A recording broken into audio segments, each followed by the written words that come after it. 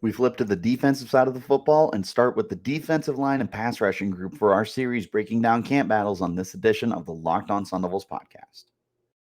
Are Locked On Sun Devils, your daily podcast on the Arizona State Sun Devils, part of the Locked On Podcast Network, your team every day.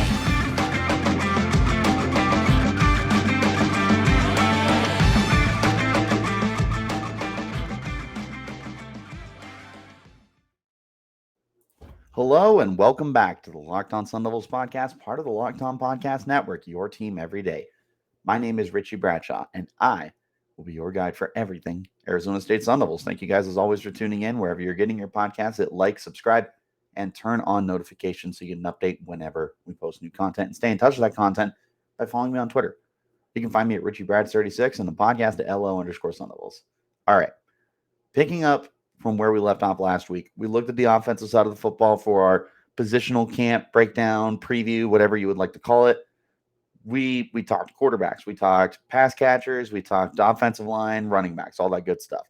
It's now time to transition to the defensive side of the football, where there's really three different areas that we're going to address. We're not going to break it down between edge rushers and defensive tackles and inside linebackers and outside linebackers and corners and safeties and whatever else you would like to break it down. We're breaking it down into three spots for this week, which is only going to be 3 episodes. We're going to have the defensive line, which we focus on today, linebackers tomorrow, and secondary on Thursday. So without further ado, let's go ahead and just hop right into this conversation. So starting with the defensive line, there's a lot of competition here. I have not been shy about talking about how excited I am about the potential and the seemingly not limitless, but like very, very good depth that this positional group has, particularly at the edge rushing position. There's a lot of guys here. And that's where we're going to start, is looking at the edge, and then we'll move inside to the defensive interior, where I have a lot more questions about the defensive interior. But looking at the edge rushing group, there's a lot of guys here. So to me, you have to start your conversation with BJ Green. Green is coming back for his third season in Tempe. He has led the Sun Devils in sacks or been tied for the lead in sacks each of his first 2 seasons in Tempe. He's now going into year 3, where he's expected to blossom and develop into something amazing. They moved him. He originally was a 3-tech defensive tackle, and very much in a very similar vein to Will Sutton, another very distinguished and beloved Sun Devil who was an undersized defensive tackle who just was able to penetrate, get into the backfield, create havoc, get sacks, tackles for loss, and destroy plays. Like that was Will Sutton's MO when he played in Tempe. Now you've got BJ Green, who really does feel very, very similar. The difference, however, is that they're moving Green to the edge rushing spot. Maybe it's because of a perceived depth that the team might have, that they just want to find ways to get him onto the field. But BJ Green is moving to edge. Maybe it's because he's undersized. Maybe it's because the team likes what he can do better outside than what he can do inside. I don't really know. I feel like there's a lot of moving factors that go into it when you talk about BJ Green. But the bottom line is this dude knows how to get to the quarterback. And he's going to be coming into the season as the team's best defensive lineman inside or out. What's really interesting is, like, will Arizona State be persistent on keeping him on the edge, or will a perceived weakness at defensive tackle force him back inside? That's something we'll talk about towards the end of the podcast too. I'll be sure to bring that back up. But for now, we talk about BJ Green as an edge rusher, and he just looked so much better off the edge compared to everybody else during the spring session of practices that the team had. It felt like he was getting at least 2 sacks every single practice when he would have his one-on-one matchups or the scrimmages or whatever have you. He was just consistently the most dominant player on the field.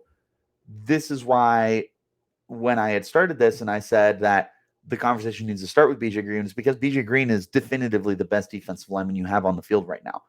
There's obviously time for somebody else to develop and usurp him of that status, but as it stands right now, BJ Green is just miles ahead of everybody else. And that's not even a detriment or an insult to anybody else. It's just simply BJ Green looks that good. BJ Green looks like he's going to be a consistent sack generator for the team. Maybe will lead the team for a third year or tie the lead for a third year for the Sun Devils. But Green is one of the defensive players I'm most excited about across any position. He's one of the most, how am I trying to word this? He's one of the Sun Devils I'm most excited about heading into the 2023 season. And getting to work with Vince Amy and getting to work with Brian Ward will really help me to get even more excited for him in his development into year 3, where he could potentially become a draft eligible player.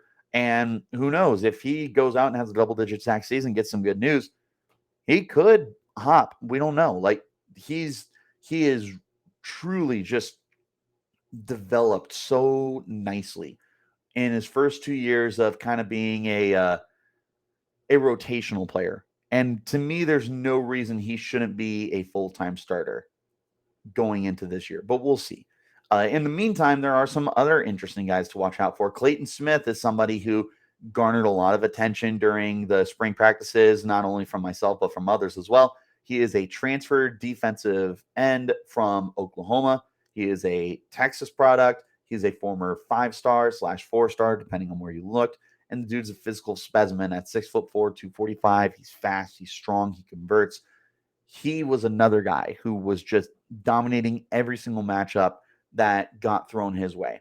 And the way that he was flashing during practice made you think, like, yeah, this is another dude that we should feel pretty safe about his potential to take that next step to be a full-time starter, which he wasn't able to accomplish during his days with the Sooners.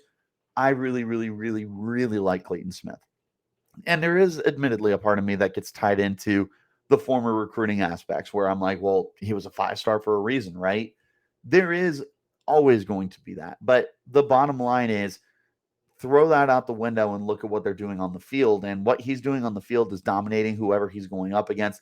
He's winning his one-on-ones. He's winning any reps that he's doing, whether it's against someone else or, just the conditioning side of things. Like, whatever it is that you were looking to see excellence out of, Clayton Smith was giving you that excellence. To me, him and BJ Green should be the starters come day one.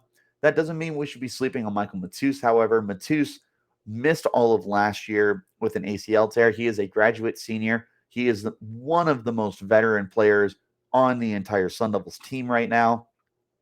I don't really know what his role is in terms of like playtime. I don't know if this is going to be a reserve player. I don't know if he's going to be a full-time starter, and maybe BJ Green continues to be in kind of a reserve role, or maybe Clayton Smith is a depth guy. I don't know, but Michael Matus is definitely a guy that you can't just forget about. He's still there. He's still a good football player. And the fact that he's a veteran presence and very well could be one of the team captains when those get assigned, I have no idea the process for the Sun Devils to decide that now under new leadership with Kenny Dillingham, but he could potentially be that guy, and he could also potentially just be somebody that gets onto the field maybe more than you realize. Is 6'2", 260. I don't think he's nearly big enough to be able to get moved into the interior. I think this is definitely more of a what's the word I'm looking for? Edge rusher. So it'll be interesting to see how they get him. A handful of other guys. I don't have time to get into every single player on this defensive line depth chart right now, but a few more guys at the edge rushing spot I want to talk about. Garen Stansberry, Prince Dorbah, and Ashley Williams. Stansberry, who originally was entering the transfer portal before he decided to come back for the program, looked really, really good during spring practice sessions, and I have a feeling that he should be able to continue that transition from the spring practices over in the training camp and then moving forward. He's a very good player. Want to see him continue to develop. Prince Dorbah, a transfer from Texas. I want to see him continue to develop as well. I feel like there's definitely some really interesting intrigue and upside with Prince Dorbah when you look at him. Undersized guy at 6'3", 230, but he's got that speed, and he flashed a lot of it during the spring practices. And then finally, Ashley Williams. He's not the only freshman here. There's other freshmen that are coming to the team, but Ashley Williams is one of the guys I wanted to specifically highlight because he looked very, very explosive, and he looked like if there was a freshman to get a lot of playing time during their first year here at Arizona State, I feel like Ashley Williams seemed like he could have been that guy. I don't know. We'll wait and see, but I definitely took extra notice of Ashley Williams during the spring session of practices that the team had. I think he is a very, very, very talented football player. I'm really excited to see what the future holds for him. But as far as 2023 goes, I think that he could be somebody who could surprise and get a little bit more snaps than maybe anybody else might realize coming from the freshman. If you're looking for a delicious snack, but you don't want the sugar and calories, you need to get the best tasting protein bar ever. It's built. You got to try this. If you're like me, you want to make healthier snack choices, you don't want to compromise on taste, then I've got just the thing for you. It's Built Bars and Built Puffs.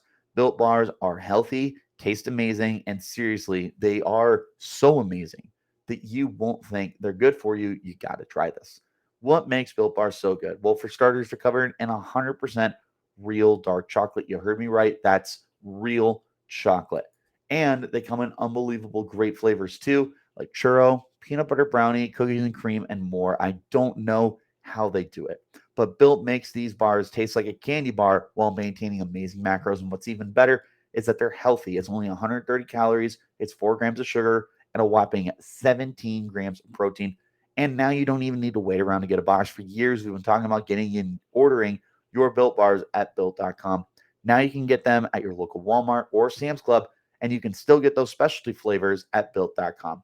So head to your nearest Walmart today, go to the pharmacy section and get yourself a box of Built Bars. You can get a 4 box of cookies and cream, double chocolate, or coconut puff.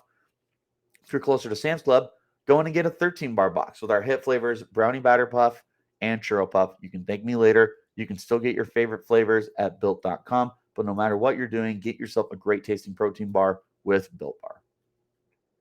Special shout out to the everydayers that are here every day. Also, make sure that you guys stay tuned in for tomorrow's edition of the podcast as we break down the linebackers. There's a lot of uncertainty there, which means a lot of conversation. So tune in tomorrow as we break down the linebacker camp positional battle for the Locked On Sun Devils podcast. All right. Looking at the defensive interior, where I had a lot of intrigue about the depth, there is a lot of intrigue with the defensive tackle spot, but because of the unknown factor.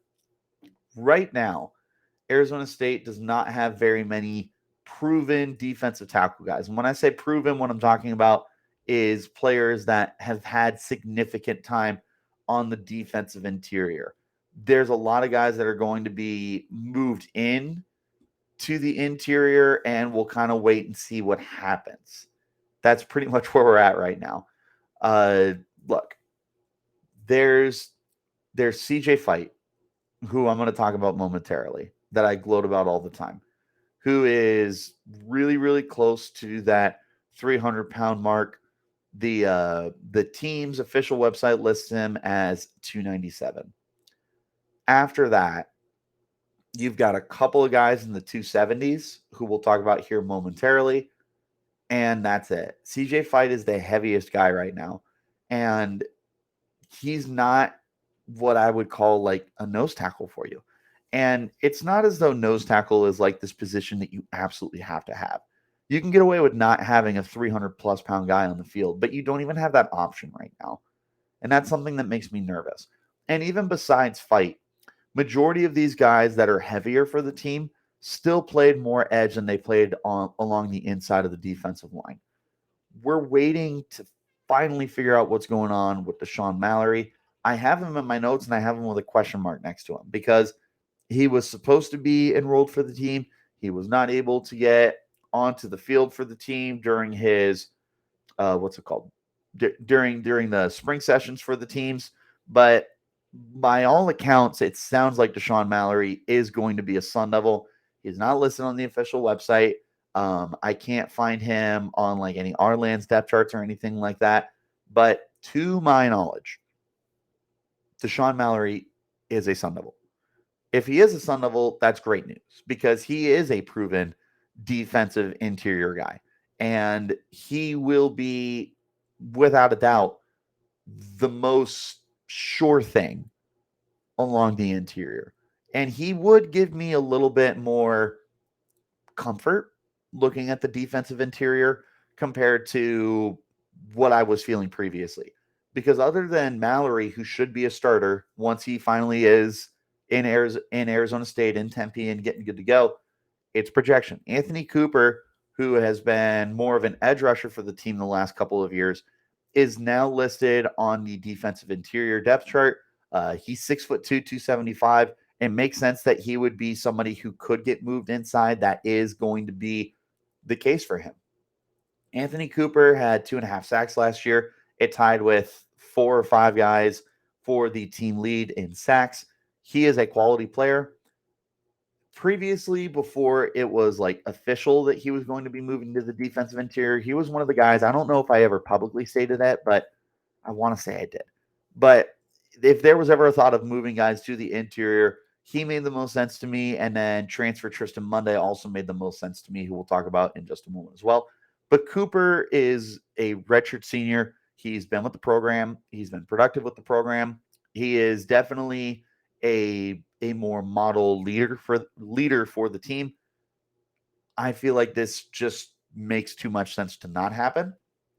I don't know if he's an every down starter. I don't know if he's an every week starter, whatever you would like to call it. But I do think that Anthonie Cooper is going to get quite a bit of opportunity here. And it makes more sense for him to move inside when you look at that depth that is at the edge rushing position right now. If he does want an opportunity to play, it makes way more sense that he would be moving inside to the defensive tackle spot to be that full-time player. CJ Fite, talk about him a lot. I will talk about him briefly because, that's the whole point of this. CJ Fite's a stud. This dude's an absolute monster.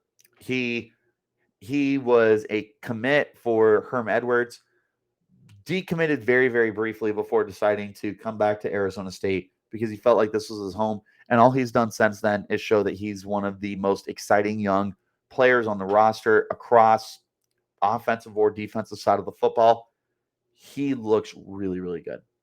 And because of that, I don't know how you keep this kid off the field. To me, CJ Fite looks like this potential game-wrecking kind of player. We talked earlier when I had mentioned BJ Green was like Will Sutton because of the build and the play style and everything. But in terms of impact from the interior, CJ Fite reminds me of Will Sutton as well. He's not the undersized, shorter dude by any means, but he definitely looks like that kind of defensive tackle who can just penetrate, wreck game plans, and make life a lot easier for everyone behind him. I think he's going to end up starting, or not, maybe not starting, but getting a lot of playing time. I think he's going to be a sleeper for a Pac 12 all freshman team. I truly think that he's got that kind of impact potential coming in here. Some of the other guys, just to mention, that are coming in are transfer Sam Benjamin and Tristan Monday. These guys were originally more of like defensive end kind of players, but have been listed on ourlands.com and have been rumored to be moving to the interior of the defensive line due to their builds. Tristan Monday at 6'4", 276 pounds. Yeah, makes plenty of sense to me. Sam Benjamin, 6'5", 255. Not the weight that you're looking for, but it does make sense that he's another guy that you flirt around with moving to the interior. Outside of them, that's about it, guys. Like, the defensive interior is going to be a lot of projection. Mallory's addition makes me more confident because otherwise you would be rolling with Cooper and Fite more than likely as your top guys. One of those guys would be moving to a new position and the other is a freshman. Mallory helps solidify that, and it does make me feel a little bit better. But I will tell you that this is still a positional group that I have more questions than I have answers with right now. It's not necessarily a bad thing. It's just we got some things to figure out. One more time, just to remind you guys to tune in tomorrow as we continue our camp preview positional battle series, looking at the linebackers. There's not a lot of answers there, which means there's a lot of good conversation to be had. So tune in tomorrow for that edition of the Locked On Sun Devils podcast. All right. Final thoughts. If it were up to me to create a starting four right now, it would be in some order from left to right, because I don't know who's comfortable where at this point in time. Clayton Smith, Dashaun Mallory, CJ Fite, BJ Green. That would be my starting defensive line. Mallory would be my most veteran guy that I have out there. Of the four that I listed, he would be the guy that I would imagine would hopefully play that Nesta Jade Silvero role for you. He's not necessarily like some gap penetrating defensive tackle like the nose tackle that Nesta was more built to be, but he is 6'2", 285. And I think that he could still potentially bring that kind of impact to the defensive line. Maybe somebody who's just able to move around very well. I don't look at any of those guys necessarily as like big time sack producers. I think if you got, double digit between Clayton Smith and BJ Green, you'd be pretty happy with that. Am I pretty? I mean, very happy with that considering what you got out of the sack department last year for the team. I want to see Mallory be able to anchor the defensive line and help get everybody else ready. CJ Fite, it's going to be very difficult for me to not have like sky high expectations for him, just considering how well he has played throughout the process of his first offseason. Like, this feels like a dude who's destined for greatness. I want to see it immediately. It's going to be very difficult for me to hold back and understand that it's going to take some time for him to get there. BJ Green, look, year 3, he's looked better than he ever has. I don't know if I'd say my expectations are very high, but my hopes and dreams for BJ Green are very, very high. Clayton Smith, it's all projection with him, but that projection looks like it could be a pretty easy transition for him. Beyond those guys, I do think that the defensive interior should get quite a bit of rotation. Maybe not so much from Mallory, but if CJ Fite doesn't show out immediately as a freshman, like Anthonie Cooper definitely deserves some opportunity as a redshirt senior. He's been around the program long enough. You do need to get him out there. Sam Benjamin, Tristan Monday, who are, of course, transfers and local kids, you want to be able to see what they can do for you as well. They're Kenny Dillingham guys. Let's see what they got in them. At the edge rushing group, I mentioned all those guys earlier. I think Michael Matus is a really intriguing player here. I just don't know. It wouldn't surprise me if he was a week 1 starter. It wouldn't surprise me if your week 1 starting defensive line actually looked like this. Rather than what I said, if you had Michael Matus, Garrett Stansberry as your starting edge rushers, and then Dashaun Mallory and Anthonie Cooper as your starting defensive tackles, that wouldn't shock me at all. I could totally envision that compared to what I rolled out. I think what I rolled out would definitely align closer to what I want to see compared to what I imagine it would be, because BJ Green hasn't been a starting edge rusher, let alone a starting player for the team. Clayton Smith has, just not really gotten an opportunity to be a starter wherever he's been. Mallory's proven, Cooper's proven, Matus was going to be a starter last year. Stansberry is one of the more veteran guys on the team right now. Like, I don't know. There's a lot of different ways that you can dice up this defensive line depth chart battle. I think there's a lot of different ways that this could end up shaking out. I will be keeping a very close eye out to see how it all ends up for the team. But I am curious how the interior is going to shake out more than anything else. I think the edge rushing group just has so much excitement there that I really wouldn't be upset no matter who was getting rolled out as a full-time starter for the team. The defensive tackle spot, I'm just going to be waiting with a lot of interest to see how it looks. There's just so much unproven talent potential here. But that also could mean that this could very well be the weakest point on the roster. If you were to ask me what the weakest point is, I probably would tell you it is the defensive tackle spot right now. Not because I don't believe in any of these guys at all, simply because we just don't know what's there. We have no idea. So that's pretty much where I'm at with the defensive line. I actually do like this group quite a bit. With Mallory's addition to the defensive tackle spot, I feel way more secure about it than I did, a month ago, or even, a couple weeks ago. I don't know. I think Mallory's addition is very, very important here, bottom line. Edge rushers, there's a lot of them. I don't want to see, look, unless BJ Green and Clayton Smith are getting a sack pretty much every game.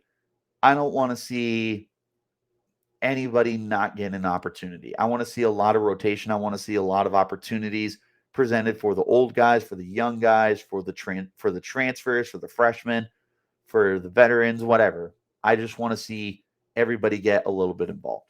That's where I stand on the defensive line. Where do you guys stand on the defensive line? Let me know in the comments. If you're watching on YouTube, you can always hit me up on Twitter and let me know what you think as well at Richie Bradshaw 36 and the podcast at LO_Sun Devils. LO_Sun Devils. Goodness gracious. Yeah. What do you guys think of the defensive line? Who do you have as your starters?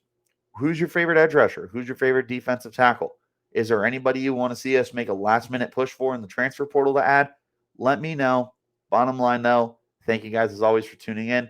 Special thank you to the everydayers that are here every day. And remember, wherever you're getting your podcast, to hit like and subscribe, and also turn on notifications to get an update whenever we post new content. That's all I got for you guys today. Until next time, you keep it locked right here on Locked On Sun Devils.